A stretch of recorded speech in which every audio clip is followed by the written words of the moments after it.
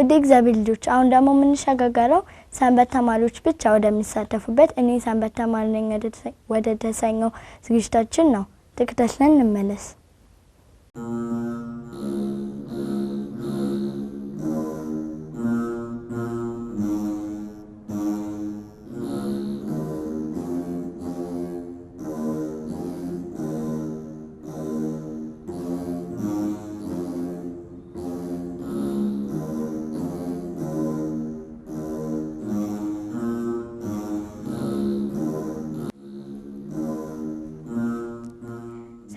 እንደምሰንበታችሁ እንደተለመደው ዝግጅቶቻችንን በደንብ እየተከታተላችሁ እንደሆነ ተስፋ አደርጋለን።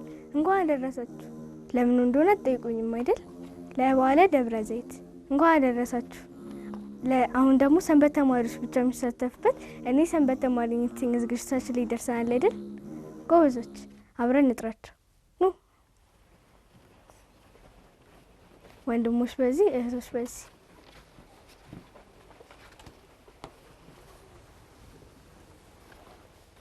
እንኳን ደህና መጣችሁ። እንኳን ደህና ቆየሽ። እንኳን አደረሳችሁ። እንኳን አብሮ አደረሰን። እኔ ሰንበት ተማሪ ነኝ። እናንተስ? እኛም የሰንበት ተማሪ ነን። እሺ ተመልካቾች እኔም ተመልካቾችም ከእናንተ አንደበት እንስማ ብለን ነው። እሺ አሁን ደግሞ ራሳችሁን አስተዋውቁ። ካንቺ ልጀምር። ስሜ አብሳላት ይችላል ባለው የመጣሁት ተምራፈ ቅዱስ ፈለገ ሕይወት ታቡነ ገብረ መንፈስ ቅዱስ እና ታቡነ አረጋዊ ገዳም ሰንበት ትምህርት ቤት ነው። የክርስቲያን ሲደል? አዎ። የክርስትና ስምሽን ግን አልነገርሽኝም።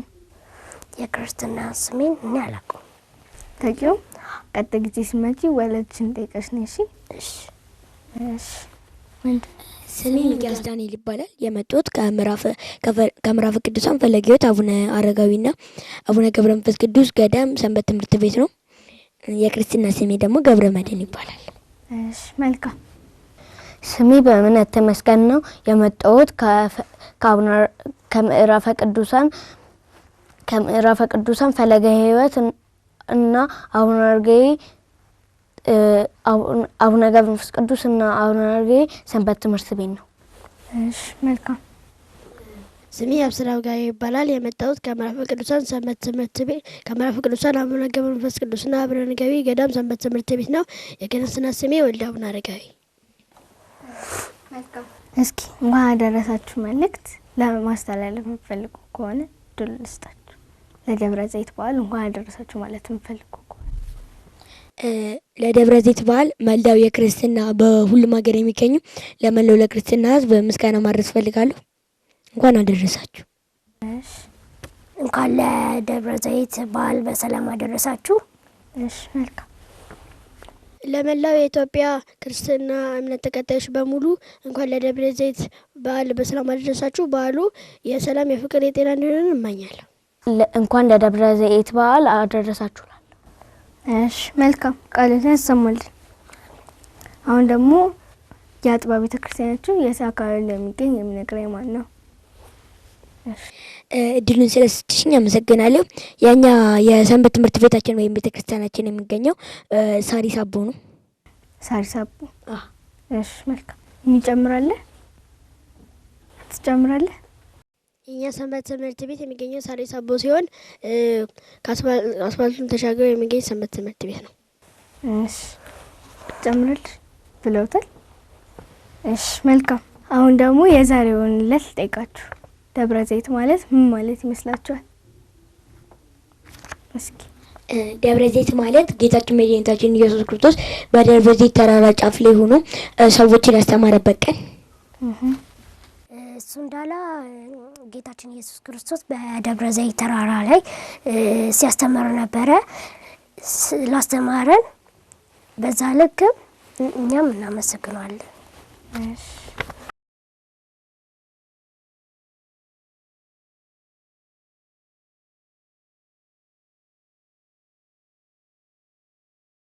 እሺ መልካም። ደብረ ዘይት ማለት ተባለ። እሺ መልካም።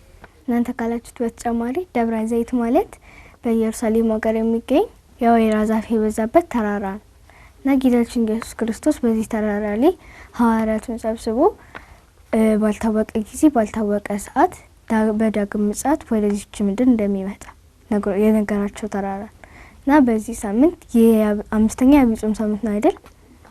እና በዚህ ሳምንት ጌታችን ኢየሱስ ክርስቶስ በዳግም ምጽአቱ ሲመጣ በቀኙ እንዲያቆመን የምንማጸንበት ቀን ነው። እሺ መልካም ቃሉን ያሰማልን። ደብረ ዘይት ንዑስ በዓል ነው ወይስ አበይት በዓል ነው? ደብረ ዘይት እኔ እንደሚመስለኝ አቤት እንደሚመስለኝ እኔም አበይት። አንቺ እንዳልሽው ሆሳዕና ጌታችን መድኃኒታችን ኢየሱስ ክርስቶስ ዳግመኛ በምጽአቱ እንደሚመጣ ለሐዋርያት የነገረሽ ስለሆነ አበይት። እኔም አበይት በዓል አይደለም፣ ንዑስ በዓል ነው። ምክንያቱም ከጌታችን 9 አበይት በዓላት መካከል አይካተትም። እሺ እንዳዘነጉ። ስለ ጻድቁ አቡነ ገብረ መንፈስ ቅዱስ ታሪክ የሚነግረኝ ማለት ነው። አባታችን አቡነ ገብረ መንፈስ ቅዱስ ከእናታቸው አቅሌስያና ከአባታቸው ስምዖን በግብጽ ሀገር ተወለዱ። ከዛም ገና ከማህፀን እንደወጡ ስብሐት ለአብ ስብሐት ለወልድ ስብሐት ለመንፈስ ቅዱስ በማለት ለእግዚአብሔር ሰገዱ። ከዚያም ቅዱስ ገብርኤል መጥቶ ታቅፎ ወሰዳቸው። ከዛም በአንድ መነኩሴ አባት በር ጋር አስቀመጣቸው። ያ መነኩሴ አባትም ሲያሳድጋቸው ከቆየ በኋላ አቡነ ገብረ መንፈስ ቅዱስም ትምህርታቸውን እየተማሩ የቆሉ ትምህርታቸውን እየተማሩ እድሜያቸውን ከጨረሱ እየተማሩ ሳለ እመቤታችን ቅድስት ድንግል ማርያም ና ወደ ሀገሬ ወደ ኢትዮጵያ ርስትን ልስጥ በማለት ወደ ኢትዮጵያ መጣችሁ። ከዛም 60 አናብስትና 60 ነብርን ሰጣችሁ እንዲገዙለት እና ከዛ አቡነ ገብረ መንፈስ ቅዱስ እንዴት ይሆናል? አንበሳ እኮ ሰው ተመጋቢ ነው ቢበላኝ ሳሉ ግን እሱ ከማንም የጻድቅ ስለነበረ የእግሩን ቆሻሻ እየላሱ ተከተሉት። ከዛም ለ100 ዓመት በአንድ እግራቸው በቀዝቃዛ ውስጥ በመቆየት ጸለዩ። ከዛ ከ100 ዓመት በኋላ ወጥተው እየጸለዩ ሳለ ሰይጣን በእነሱ አምላክ መንፈሳዊ ሕይወት ተናደደ። ከአምላካቸውም ለማለያየት ፈለገ። ከዛ በቁራ ውስጥ ገብቶ ውሃ እየበረረ ሄደና አቡነ ገብረ መንፈስ ቅዱስ ጋር በመሄድ እባክን ውሃ ስጠኝ አለ። ከዛ አቡነ ገብረ መንፈስ ቅዱስ ጸሎቱን ማቋረጥ አልፈለገምና ይሄው እዛ ጋር ልጠጣ አለው። ከዛ አንተ እንድታመጣልኝ ነው የምፈልገው ሲል ከፈለግ የዓይኔን ብሌን ጠጣ አለው። በዛም በጠጣ ጊዜ ጠጥቶ ለማሳሳብ ቢፈልግም ግን አልተሳሳቱም። ምክንያቱም አቡነ ገብረ መንፈስ ቅዱስ ታላቅ ጻድቅ ሰው ስለሆኑ። ከዛ አቡነ ገብረ መንፈስ ቅዱስ እንዲህ እያሉ ዕድሜያቸውን ከጨረሱ በኋላ አረፉ። ከዛም ጌታችን መድኃኒታችን ኢየሱስ ክርስቶስ 12 አክሊልን ሰጣቸው። እሺ መልካም አመሰግናለሁ። እሺ እንጨምራለን። እሺ ታሪኩ አባታችን አቡነ ገብረ መንፈስ ቅዱስ ከእናታቸው አቅሌስያና ከአባታቸው ስምዖን በግብጽ የተወለዱ ሲሆን ታላቅ ጻድቅ ናቸው። አቡነ ገብረ መንፈስ ቅዱስ በዝቋላ 100 ዓመት ተዘግዝቀው ጸልየዋል። ጌታችን መድኃኒታችን ኢየሱስ ክርስቶስም በዝቋላ የውሃ ዳርቻ ዳር ላይ ቆሞ አቡነ ገብረ መንፈስ ቅዱስ ተነሳላቸው። አቡነ ገብረ መንፈስ ቅዱስም መላ ኢትዮጵያ ማርልኝ እያሉ ደጋግመው ጸለዩ። ጌታችን መድኃኒታችን ኢየሱስ ክርስቶስም መላ ኢትዮጵያ ምሬልሃለሁና በዛ በዱር በጫካ በበረሃ እየጸለዩ ኖሩ። በጫካ እየጸለዩ ያለ በምሽት ጊዜ አራዊት ሊጎዳቸው ቢሞክሩም የእግዚአብሔር ስልጣን ሊከለክላቸው ስለነበር ሊጎዳቸው አልቻሉም። አቡነ ገብረ መንፈስ ቅዱስ ብዙ ቃል ኪዳን የተቀበሉ ታላቅ ጻድቅ ናቸው። አመሰግናለሁ። እሺ መልካም ቃሉን ያሰማልን። አሜን። እሺ እኛ ሰዎች ማለት ነው አቡነ ገብረ መንፈስ ቅዱስ መምሰል እንችላለን ወይስ አንችልም? እኛ ሰዎች አቡነ ገብረ መንፈስ ቅዱስን በጥሩ ስራ መምሰል እንችላለን፣ ግን በአብዛኛው መምሰል አንችልም። አሁን ለምሳሌ አቡነ ገብረ መንፈስ ቅዱስ ጸልየዋል፣ ተማጽነዋል። እኛም መጸለይ መመስል እንችላለን። ከጌታችን ከመድኃኒታችን ከኢየሱስ ክርስቶስ ጋር መለማመን እንችላለን። ኢትዮጵያ ሀገራችንን እንዲምርልን ማድረግ ለሀገራችን መለመን እንችላለን። አቡነ ገብረ መንፈስ መምሰል ማንችልበት ደግሞ አቡነ ገብረ መንፈስ ቅዱስ በጣም ታላቅ ጻድቅ ናቸው፣ እኛ ግን አይደለንም። አመሰግናለሁ። እሺ አቡነ ገብረ መንፈስ ቅዱስም መምሰል እንደኔ አመለካከት ከሆነ አቡነ ገብረ መንፈስ ቅዱስን መምሰል አልችልም። ምክንያቱም አቡነ ገብረ መንፈስ ቅዱስ እምነታቸው እጅግ የጸና ክብራቸው ከፍ ያለ ንጽህናቸው ከሚካኤልና ከገብርኤል የሚተካከል ስለሆኑ አቡነ ገብረ መንፈስ ቅዱስ መምሰል የምንችለው በጸሎትና በጾምና በጸሎት ነው። አሁን እኛ ሰዎች በዝቋላ ወንዝ አይደለም በአንድ ጆግ ውሃ ውስጥ እንኳን መቆየት አንችልም። ምክንያቱም እኛ ሰዎች አንደኛ ኃጢአተኞች ነን፣ ሁለተኛ ደግሞ እኛ ለዚህ ነገር አልበቃንም። አቡነ ገብረ መንፈስ ቅዱስን ግን እግዚአብሔር ባርካቸዋልና ትልቅ ስውር ጸጋ ስላደረባቸው ታላቅ ነገር ማድረግ ችለዋል።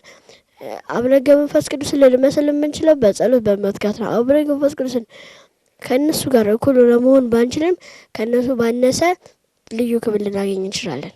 አመሰግናለሁ። እሺ አቡነ ገብረ መንፈስ ቅዱስን መምሰል እንችላለን። ምክንያቱም እንደ አቡነ ገብረ መንፈስ ቅዱስ ሰው ናቸው አይደል? ከእናታቸው ቅድስና ከአባታቸው ስምዖን የተወለዱ ሰው ናቸው። ነገር ግን እግዚአብሔርን በማመስገን ታላቅ ጸጋ ስላገኙ ከፍ ያሉት። እኛም እንደ አቡነ ገብረ መንፈስ ቅዱስ እግዚአብሔርን ብናመሰግን እንደ አቡነ ገብረ መንፈስ ቅዱስ መሆን እንችላለን ማለት። እሺ ስለዚህ መምሰል እንችላለን፣ መሆን ግን አንችልም። እሺ ቃሉን ያሰማልን። እሺ መልካም። ዛሬ ለሊና ለልጆች ምንድን ነው የምታቀርቡልን?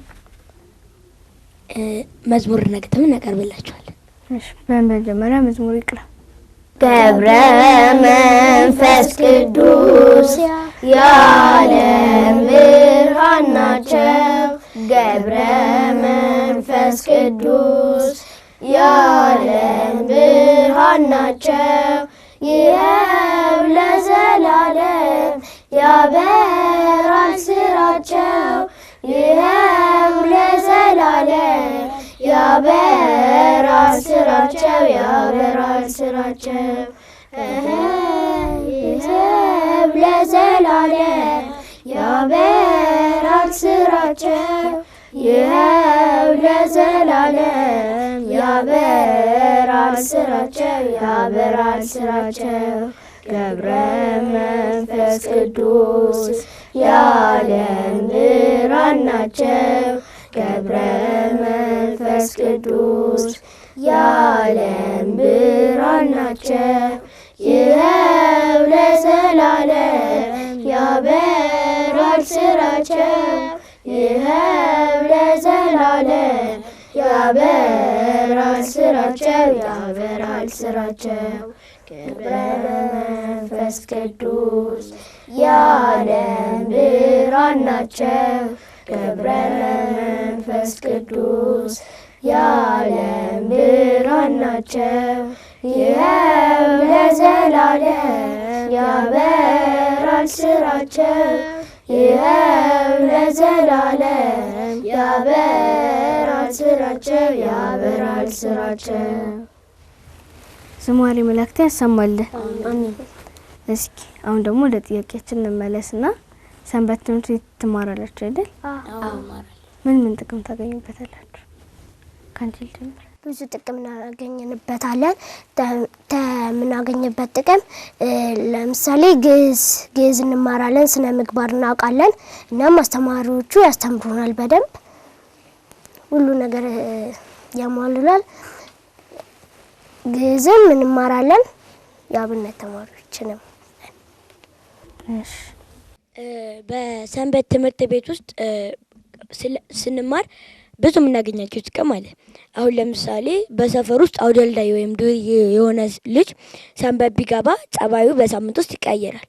ምክንያቱም የመንፈስ ቅዱስ መንፈስ እግዚአብሔር እያደረበት ሲመጣ እግዚአብሔርም ያንን መጥፎ አመሉን እያስወገደ ይመጣል። ምክንያቱም ሰይጣን በውስጡ አድሮ ሌላ መጥፎ ነገር እያደረገ ስለነበረ፣ አሁን ግን ሰንበት ስለጀመረ ብዙ ጥቅም አግኝቷል። አሁን ለምሳሌ እኔ ሰንበት ሳልማር በፊት አስቸግር ነበር። ሰንበት ከገባሁ ጀምሮ ግን ጸባዬን በማሸጋገር ጥሩ ተማሪ ሆኛለሁ። በሰንበት ትምህርት ቤት ውስጥ ከምንማራቸው ትምህርቶች መካከል ክርስቲያናዊ ስነ ምግባር ስንማር ክርስቲያን ምን ምግባር ማድረግ እንዳለበት፣ ክርስቲያን ተግባራት ውስጥ ምን እንደምናደርግ፣ ክርስቲያን ማለት ምን ማለት እንደሆነ እንረዳለን። ስነ ምግባር ደግሞ ስንማር የአንድ ሰው ጸባይ እንዴት መሸካከል እንዳለበት በአንዴ የሰው ጸባይ መቼም አይሸካከርም።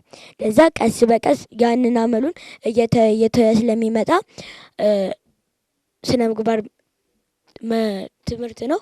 ሌላ ደግሞ የቤተ ክርስቲያን ትምህርት የመጽሐፍ ቅዱስ ታሪክ ስንማር በመጽሐፍ ቅዱስ ውስጥ የተለያዩ ማናቃቸውን ሰዎች ታሪክ እንማራለን። ከዛም መጥፎ ነገሩን በማስወገድ ጥሩ ነገሮችን እኛ በመሞከር እኛም ከእግዚአብሔር ጋር ግንኙነታችንን ማጠንከር ወይም መተሳሰር እንችላለን። ከዛ ሌላ ደግሞ ግዕዝ ስንማር ደግሞ ቅዳሴ ላይ በምንቆምበት ጊዜ ያ ግዕዝ ስንማር ግዕዝ የተማርንበትን ትርጉሙን በማወቅ የቅዳሴውን ትርጉም ሚስጥሩን እንረዳለን። በዚህ ስንረዳ ደግሞ የሕርያቆስ ቅዳሴ ማርያም ይገባናል። ከዛ ትርጉሙ እንደሚሆን ለእኛ ምን አይነት ጥቅም እንደሚሰጠን እንረዳለን። ለዛ ሰንበት መማር ጥሩ ነገር ነው። እሺ መልካም። ስነ ምግባር እንድናገኝ እና ጥሩ ነገርም እንድንሰራ ድሮ የማይደረግ ነገር ከሰራን አሁን ደግሞ ከዛ ትምህርት እንድንሻሻል ሰንበት ትምህርት ቤት መማራችን ከሚሰጠው ጥቅም መካከል አንደኛው በስነ ምግባራችን የተሻለ እንድንሆን። አሁን በእኛ ሰንበት ከምንማር ትምህርቶች አንዱ ስነ ምግባር ነው። ስነ ምግባር ማለት አንድ ክርስቲያን የሚገቡ ምግባራቶች ሲሆኑ ከእነሱ መካከል ትህትና፣ ሰዎችን መውደድና የመሳሰሉ ሲሆኑ አንድ ሰው ሊኖረው የሚገባው ትህትና ነው። ትህትና ፈጣሪ ጌታችን መድኃኒታችን ኢየሱስ ክርስቶስ ክብር ይግባውና ያሳየው ነገር ሲሆን እኛም ሰዎች እሱን እኔ ቅዱስ እንደሆንኩ እናንተም ቅዱሳን ሁኑ እንዳለ እኛም ቅዱስ ሆነን እሱን መምሰል አለብን። ከዛ በኋላ ደግሞ በመጽሐፍ ቅዱስ ከስነ ምግባራት አንዱ ትዕግስት ነው። በትዕግስት የሚታወቀው ደግሞ ኢዮብ ነው። ስለዚህ ትዕግስት ለሰው ልጅ ያስፈልጋል። ይህን በሰንበት ትምህርት ቤት ነው የተማርከው ማለት ነው?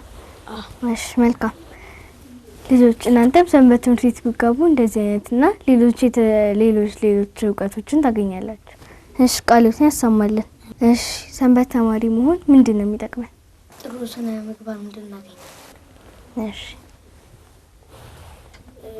ሰንበት መማር ብዙ ወቅዱስ አቡነ ማትያስን እንደ ታላላቅ ጳጳሳት እንድንሆን እንደ አቡነ ተክለ ሃይማኖት እግዚአብሔርን የካዱትን ሰዎች እንድንመልስና እኛም በእግዚአብሔር ዘንድ ጸጋ እንድናገኝ መንግስተ ሰማያት እንድንወርስ የስሙ ቅዳሴ የመንግስቱ ወራሽ እንድንሆን ይረዳናል። እሺ መልካም። ሰንበት ትምህርት ቤት መማር ስነ ምግባር እንድናገኝ ያደርጋል።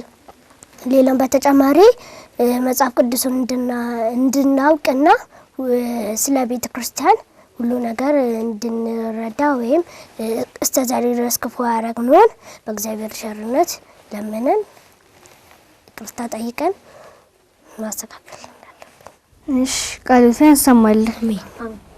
እስኪ ሰንበት ትምህርት ቤት ገብታችሁ ምን ኮርሶችን ተማራችሁ? ሰንበት ትምህርት ቤት ስንሄድ የተማረው ብዙ ተምረናል። ከተማረው መካከል ስለ ግዕዝ የተማረውን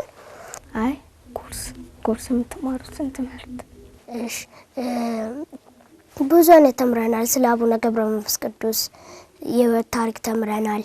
ስለ ሌላም የህይወት ታሪኮች ተምረናል። እሺ ኮርስ ነገር የተማራችሁትን የትምህርቶች አይነት?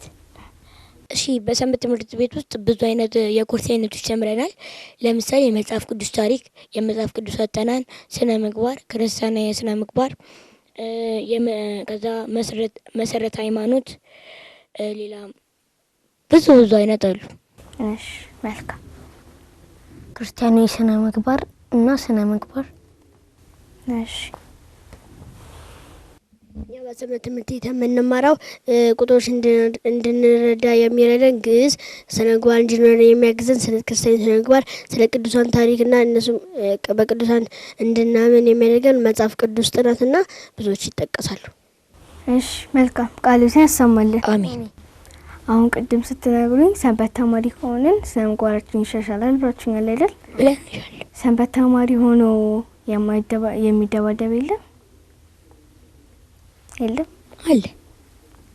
እሺ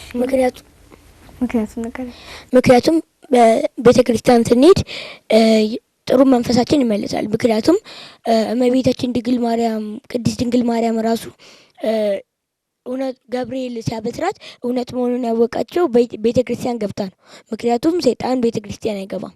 ለዛ እኛ ቤተ ክርስቲያን ስገባ ሰይጣን ስንሳለም ራሱ በሩ ጋር ስንደርስ ሰይጣን ይህ ምን አይነት ስራ ነው በማለት ደንግጦ ይሮጣል ወይም ፈረጥጣል። ከዛ እኛ ቤተ ክርስቲያን ገብተን ጥሩ ነገሮችን እንማራለን። ከዛ ከቤተ ክርስቲያን ስንወጣ ደግሞ ሰይጣን ለማሳሳት እኛን ለማሳሳት ይፈልጋል። ምክንያቱም እኛ የሰው ልጆች ነን፣ በአንዳንድ ነገሮች እንደለላለን። ከዛ በሌሎች ነገር እየተደለልን አንተ ትችለኛለህ አችለኝም በመባባል የተለያዩ ጸብ እናስነሳና በድንጋይ በኮብል እየተባባልን ዓይን፣ አፍንጫ፣ ጥርስ ለመውለቅ የሚደርስ ነገር አለ። መልካም የሚደባደብ ብዙም አለ፣ ግን ግማሾቹ ስነ ምግባር አላቸው። በዚህም ስነ ምግባር ያጡት ደግሞ ሰይጣን እየመጣ ለምሳሌ ትምህርት ተምረው ስነ ምግባር እንዳትሯሯጡ እዚህ ቤተ ክርስቲያን ጮክ በላችሁ እንዳታወሩ ተብሎ ከዛ በኋላ ሲወጣ ደግሞ ጮክ ብሎ ተዋራ። ይሄ ሰይጣን ነው ያሳሳተው። እና የሚደባደብበት ምክንያት ደግሞ ራሱን ማጥፋት ይሆናል፣ እነሱም አጥፍተው ይሆናል ምክንያቱም። ስለዛ ይደባደባሉ። እሺ ሰንበት ተምሮ የሚደባደብ ተማሪ የለም። ምክንያቱም ጥሩ ፍሬ ለማፍራት የሚመኙና በእግዚአብሔር ዘንድ ብዙ ጸጋ ለማግኘት የሚፈልጉ ብዙዎችም አሉ። እሺ መልካም የሚደባደቡ አሉ። እሺ ቃሉን ያሰማልን። በስልክ ምን ልታረጉ ትችላላችሁ? ሰውን ልናባረር። እሺ ከዛ የምንነጋገረው ነገር ካለ ወይም ሜሴጅ ነው። እሺ በስልክ ምን ታረጋለህ? እኔ በስልክ ማረጋው አንደኛ ትምህርታዊ ነገር ሰራበታለሁኝ። ሁለተኛ ነገር ደግሞ እሷ በእምነት እንዳለችው የምንደዋወልበት ነገር ካለ ከሰዎች ጋር እንደዋወላለን። ግን እንደ ሌሎች ልጆች በአንድ ስልክ ላይ ጌም አፍጥጬ መጫወት አልወድም። መልካም ስልክ በእምነት እንዳለችው ለመደዋወል ሰው ለማግኘት እንችላለን በስልክ። ሌላ ደግሞ አብዛኛው ተማሪዎች በስልክ ነው የሚጫወቱት። ቲቪ ታላቸው ስልክ ታላቸውም ይጫወታሉ፣ ቲቪ ታላቸውም ታላቸውም ይጫወታሉ ስልክ። ሌላ ደግሞ ስልክ በተጨማሪም ለሆነ ነገር ለምሳሌ ትምህርት ቤት የሆነ ነገር ተልከን ተመጣን በተላከልን ነገር እሱን ማየት እንችላለን። እሺ መልካም በስልክ አሁን ዘመኑ የኤአይ የቴክኖሎጂ ስለሆነ አሁን መንፈሳዊ ነገር የትምህርታዊ ነገር ዝም ብሎ ከቼ በቃ አሁን እግር ኳስ ቦክስ ምናምን ነው የሚመጣው። ምክንያቱም የተለያዩ የህንድ ፊልም አክሽን ፊልም ምናምን ነው የሚመጣው። ምክንያቱም ዘመኑ ኤአይ ነው። ይህንን ካላየ ፋራ ጅል ምናምን ትባላል። ምክንያቱም ዘመኑ የዚህ ነው። መንፈሳዊ ነገር ካየ ስድብ ይከተላል። አንዳንድ ወላጆችም እንደዚህ የሚያደርጉ አሉ። አንዳንዶቹ ደግሞ ስልክ ከልክለው መንፈሳዊ ነገር እንዲያደርግ ማድረግ ይችላል የሚያደርጉ አሉ። አሁን ስልክ ለብዙ ነገር ይጠቅማል። ነገር ግን ብዙ ጥቅሞች አሉ። ለመደዋወል፣ ሚሴል ለመላላክ፣ ትምህርቶችንም በዛ ለማጣል፣ አንዳንዴ ደግሞ መዝናናት ያስፈልጋልና የተለያዩ ነገር ለማየት። ነገር ግን ዘመኑ አሁን የጌም ነው። የጌምና ዩቱብ እዚህ ውስጥ ተጠድደው ትምህርታቸውን ከ20 ተማሪ 20ኛው የሚወጡ አሉ። ምክንያቱም ስልክ ብዙ ጉዳት አለው። ለምሳሌ ዓይንን እስከ ማጥፋት ድረስ የሚደርስ አለ። ምክንያቱም ስልክ በሌላ ነገር ስለሚመስ ይህንን ነገር ካልጨረስኩኝ አልተኛም በማለት ወላጆቻችን ሲያቸው ወላጆች ደግሞ ይፈቅድላቸዋል። ለዛ ምክንያቱም ልጃቸው ዓይንን የተለያዩ ነገር እንዳይታመም እንዳያለቅስባቸው ከዛ እንደዛ ሲፈቅዱ እነሱ በስልክ ላይ ስለሚጣዱ ከዛ የተለያዩ ጥሩ ነገሮችን ያቆማሉ። እሺ እናንተ ስልክ ላይ ቲክቶክ የተለያዩ ጌሞችን እንደማታዩ ተስፋ አደርጋለሁ። ከተጠቀማችሁ መንፈሳዊ ፊልሞችን ለማየት መዝሙር ለመስማት እንደምትጠቀሙ ተስፋ አድርጋለሁ። እሺ መልካም ቃሉን ያሰማልን። አሁን ደግሞ ግጥም አምጥተናል ብላችሁ ነበር አይደል? እሱን አቅርቡልን። የግጥማችን ርዕስ እንደ በግ ወደ መታረድ ተነዳ። የአምላኮች አምላክ የነገስታት ንጉስ ንጹሕ ባህሪ ምስጉንና ቅዱስ ያ ፍቅር ጌታ ፍጹም የሚራራ በደግ ገንባይ ላይ ዓይንን እየሰራ ደስታን የነገሰ ብርሃንን ያበራ ጠማማ ያቀና ህሙም የፈወሰ ጭንቀት አስወግዶ ሰላም የለገሰ ከአልጋ አንስቶ አልጋ ያሸከመ ሊያፈርስ ሊጥል የጥሉን ግድግዳ ሄደ እንደ በግ ተረር ተነዳ ያን እሱ ስመ ቀረበት መንግስተ ሰማያት ብሎ አስተምሮ ሰብኮና ገስጾ አርያ የሆነ ሰዎችን ከኃጢአት ከበደል ያዳነ ጥቂት እያበዛ ብዙ የመገበ ቃል እያጎረሰ ነፍስን ያደለበ የወርሱን ኃጢአት ደምስሶ ያስወግድ ሄደ እንደ በግ ተነዳ ሊታረድ የእግዚአብሔር ቤተ መቅደስ አፍርሼ በሶስተኛው ቀን እሰራለሁ መልሼ እግዚአብሔር ልጅ እግዚአብሔር ነኝ ይላል። በዕለተ ሰንበት ሰዎችን እንደለም ብሎ ከሱና ሞቱን ፈረዱበት ተነዳ እንደ በግ ከሚታረድበት። ምራቅ አውጥተው ሀቅ እንትፍ አሉበት እግር እያነሱ ጎሰሙት ረገጡት ከግራ ከቀኝ በጥፊ ያጮሉት በጥፊ በርግጫ በኩርኩም እያሉት እየተሳሳቁ እየተሳለቁ ተዘባበቱበት። ልብሱን ገፈፉና ቀይ ልብስ አልብሰው እሾህ አክሊል አመጡ ጎንጉነው በራሱ ላይ ደፉት ደግሞ አቀናጁት። በዛ በዘንጋቸው ራሱን ደበደቡት ራሱ የደማ እሾህ ሲወጋው ከላይ የወረደ ፊቱ ደም ሸፈነው። ቀዩ ልብስ ገፈው ልብሱን አለበሱት መስቀል አሸክሞ ሊሰቅሉ ወሰዱት። መስቀል ተሸክሞ ወድቆ የተነዛ እነርሱን ለማዳን ሊሆናቸው ጓዛ በግርፋት ብዛት አጥንቱ የታየ እነርሱን ለማዳን ብዙ ተሰቃየ። እርሱ የሞተ ለእነርሱ ሕይወት ሰውነቱ ሲቆስል ለእነርሱ ደህንነት ባያውቁት ነው እንጂ ባያስተውሉት።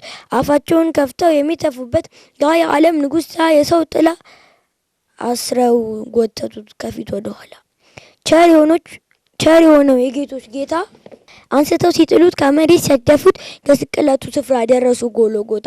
እንደተነገረው በትንቢት በቃሉ እጣ ተጣጥለው ልብሱን ተካፈሉ። ሳዶርን አላዶርን ዳናትንና ኤድራን ሮዳስን አምጥተው እጆቹንና እግሮቹን ደረቶቹንና ጎኖቹን በሚስማር ቸንክረው ወጠሩት ሰቀሉት። እርቃኑን አድርገው አዘኑ የሚወዱት ሁሉ ተወጥሮ ሲያዩ በእርጥብ መስቀሉ። ከዋክብት ተረገፉ ጨለመች ፀሐይ እርቃኑን ሲገለጽ ንጉሠ ሰማይ። ወጠሩት ሰቀሉት እርቃኑን አድርገው ወጠሩት ሰቀሉት እርቃኑን አድርገው። ስላዳመጣችሁን አመሰግናለሁ። ቃልህን ያሰማልን። አሜን። ዳሴ ማርያም ተቀርቦላችሁ? እሺ። ምን ላይ ደርሰሻል? እኔ ማክሰኞ ላይ ደርሰሻል? አሁን ምንላችሁ የመጀመሪያው ሰኞ ነው። ውዳሴ ለእግዝእትነ ማርያም ድንግል ወላዲተ አምላክ ዘይት ነበር በለተሰን ፈቀደ እግዚአ ግዕዙ ለአዳም እጹን ወትኮዘለበ ግዕዙ ወትካተ መንበሩ ሳሊ ለነ ቅድስት ተፈሲኦ ቤተልሔም አገሮሙ ለነቢያት እስመ ባረኪ ተወለ ክርስቶስ ዳግማ አዳም ከመግቦ ለአዳም ቀዳሚ ብሲ እምድኅ ውስተ ገነት ሲሳት ፍታሞት ኦ አዳም መሬት አንተ ወትገብር መሪ በልጅ አጠፍ በየተበዝ ጸጋ እግዚአብሔር ሳሊ ለነ ቅድስት። ቃልህን ያሰማል። ኦ ዘመደግ ወለምያው ስመ አፍቅሮ እግዚአብሔር ለዓለም በመጣ ያሉ ዋህድ ከመያው ኩሉ ዘያምን ቦቱ ከላለ መጣ ያለነ ምድሪቱ ልዑለ ሰአሊ ለነ ቅድስት ኢየሱስ ክርስቶስ ቀጀት ሰባ ወሀደረ ላይ ሌነ ወሪኢነ ሰባቲው ከመስባት አሐዱ ዋህድ ላቡ ሰምሬ ሳለነ ሰአሊ ለነ ቅድስት። እሺ ቃልህን ያሰማልን። አሜን። ቃልዎት። አሁን ደግሞ ወደ ጥያቄያችን እንመለስ። ቲቪ ከመመልከትና መጽሐፍ ከማንበብ የቱን ትመርጣላችሁ? እኔ መጽሐፍን እመርጣለሁ። ምክንያቱም በመጽሐፍ ብዙ ጥቅሞችን እናገኛለን። ለምሳሌ በባለሙያም በመንፈሳዊ ብናይ ብዙ የማናውቃቸው ነገር ይኖራሉ። እነዛን ነገር አንብበን እናውቃለን። ነገር ግን ዘመኑ የቴክኖሎጂ ነውና ቲቪ እያሉ ዝባዝንኬ ካርቱን ሙቪ እያዩ ግን በአብዛኛው መጽሐፍ ቢያነቡ ጥሩ ነገሮችን ያገኛሉ። ነገር ግን እንደዚህ ቢለፈለፍ ቢጮህ አይደለም እኛን ወላጆቻችሁንም አይሰሙም አሉ። እባካችሁን ይህንን ነገር እንድታስተካክሉ እንፈልጋለን። እሺ መልካም። እኔ የምመርጠው መጽሐፍ ቅዱስ ይሻለኛል። ማለትም መጽሐፍ ብዙ ጥቅም እናገኛለን። ለምሳሌ የቤተ ክርስቲያን መጽሐፍ ብዙ ጥቅም አለው። ለምሳሌ ተባህር የተገኘው ሕፃን ስለሱ ብዙ የሚያስተምረን ታሪኮች አሉ። ስለሱ ብዙ እኔ የምመርጠው ያሻለኛል። በአሁን ጊዜ ደግሞ ለመዝናናት መጽሐፍም ይወዳሉ፣ ግን ለመዝናናትም ብለው ቲቪ የሚያዩ አሉ። ስለዛ እኔ መጽሐፍ ይሻላል። እሺ ወንድሜ አንተስ? እኔ የምመርጠው መጽሐፍን ነው። አንድን ቲቪ አብዝቶ ስለተመለከተ ብቻ ቲቪ አይቶ በቃ መጽሐፍ ሊያነብ አይችልም። መጽሐፍ ማንበብ አይወድም። በአንድ በኩል እየወደደ ግን በሌላ ጎኑ አብዝቶ የሚወደው ቲቪ ነው ሚኪያስ እንዳለው። ነገር ግን ሚኪያስ ያለው ነገር በአንድ በኩል ትክክል ሆኖ በአንድ በኩል ስህተት ነው። ምክንያቱም የሰው ልጅ የሰውን ነገር ማወቅ አይችልም።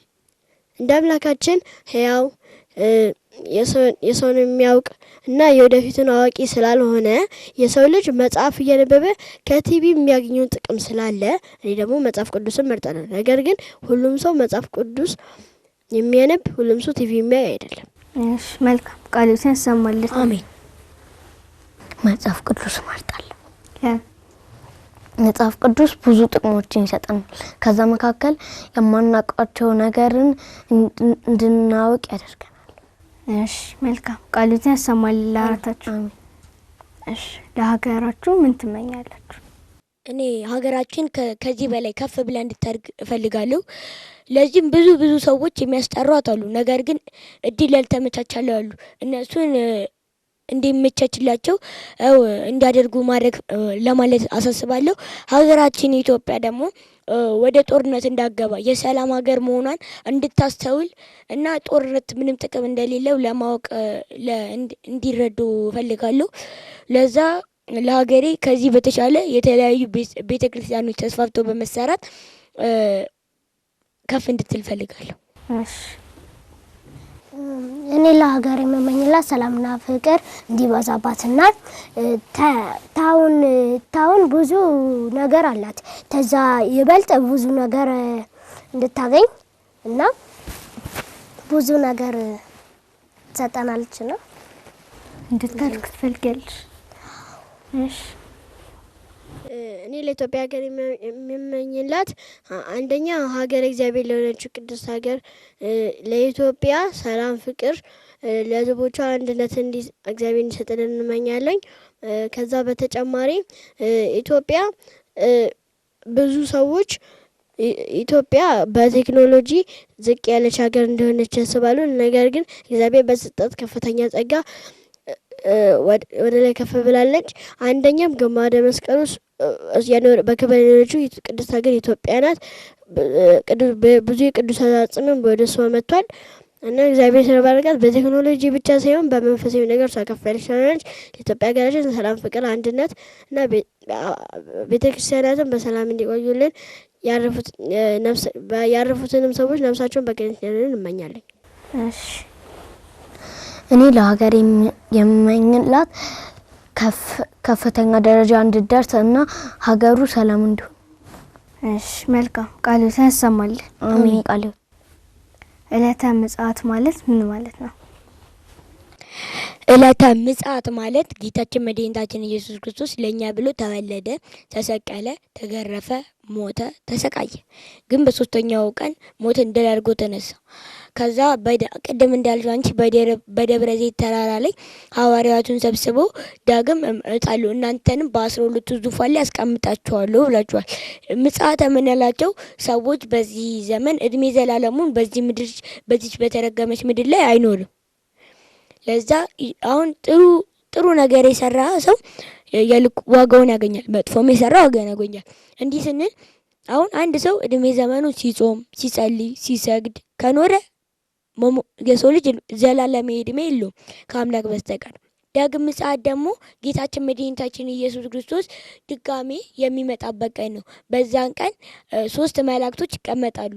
አንዱ ጥሩምባ ወይም ነጋሪቱን ሲነፋ የሰዎቹ አስክሬን ይገጣጠማል። እዛ ሁለተኛውም ሲነፋ ቆዳቸው ይመለሳል። ሶስተኛው ሲነፋ ደግሞ ነፍሳቸው ይመጣል።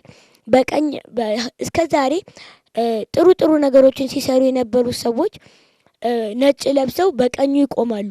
እስከ ዛሬ መጥፎ ነገር ሲሰሩ የነበሩ ደግሞ በደላቸውን ተከናንበው ወደ ሲኦል ይገባሉ። ሲኦል ደግሞ ወደ ገሃነም ወደ ማይበረው ጨለማ ወደሚያቃጥለው እሳት ወደሚንቦለቦለው እሳት እንሄዳለን። ጥሩ ስራ የሰራ ደግሞ ወደ መንግስተ ሰማያት እንሄዳለን። ይህ ደግሞ ለእኛ ብዙ ጥቅም ይሰጠናል። ዳግም ምጽአት የምንለው ደግሞ በጌታችን በዓለም ፍጻሜ ላይ የሚመጣበት ነው። እሺ መልካም ዳግም መጽሐፍት የሚለኝ የሚመስለኝ ዳግም መጽሐፍት ወደዚህ እንደሚመጣ እመጣለሁ ያለበት ምክንያት ይሄ ይመስለኛል። እሺ መልካም ጥያቄ ነው።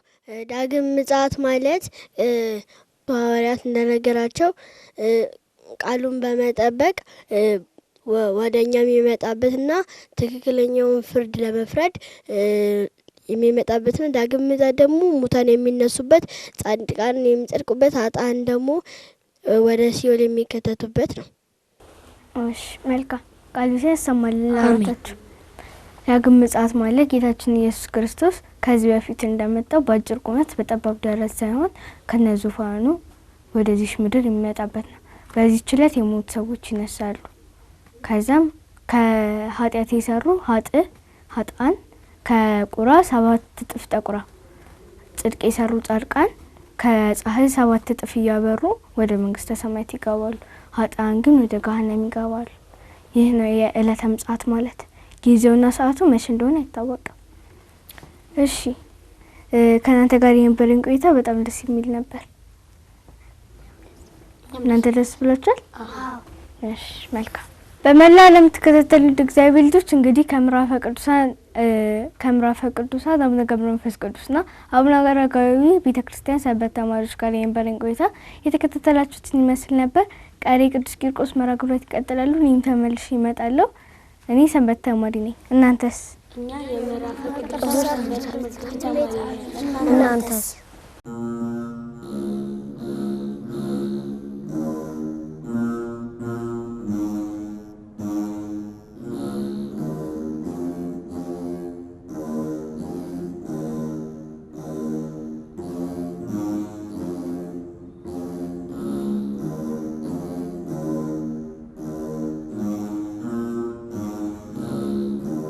ወደ እግዚአብሔር ልጆች ሰንበት ተማሪ ነኝ ከተሰኘው መርሃ ዝግጅታችን ተመልሰናል። በዝግጅቱ ለተሳተፉ በሙሉ እግዚአብሔር አምላካችን ቃሉን ያሰማልን። አሜን።